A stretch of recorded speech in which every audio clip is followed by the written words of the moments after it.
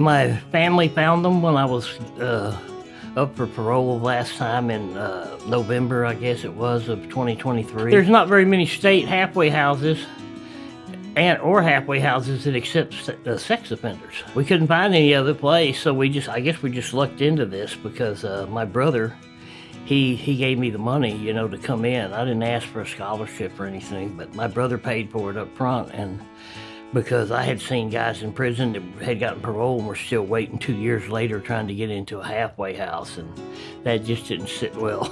Well, the curriculum, for one, it got me back on the right track, redeveloping a relationship with God, which, having strayed, is what caused me to basically leave the world and go to prison. I just got to where I didn't care and just did what I wanted to do. They bought me food, they gave me a place to live. A small amount of clothes, they don't normally do that, but they went ahead and did it because I didn't have anything because all my stuff had gotten stolen while I was in prison. But, they just kind of been there to kick my butt when I get lazy or when I get negative and stuff like that, and it keep me on the right track, and that's a big deal. For that and a place to live is probably the two biggest deals. I need a little help every once in a while.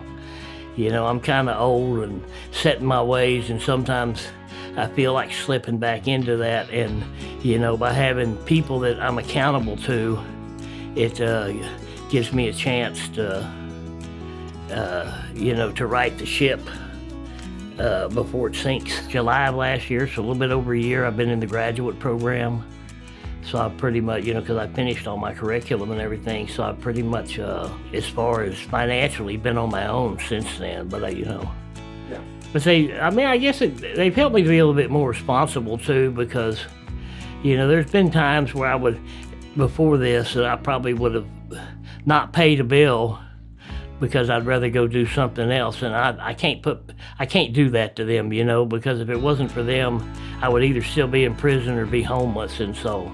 It's they have instilled that in me that I need to pay my bills first and play later if I have anything left over. This is one of the very few places that accepts people like us, and we need help just like every other person coming out of prison.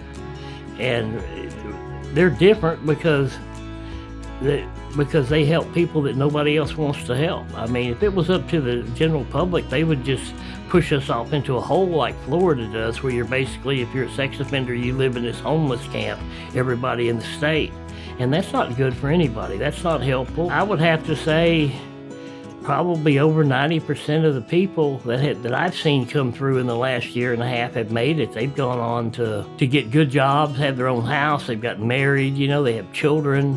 They've become productive members of society, and I would say over 90% of the people. I think they've got a really high success rate for what they're working with.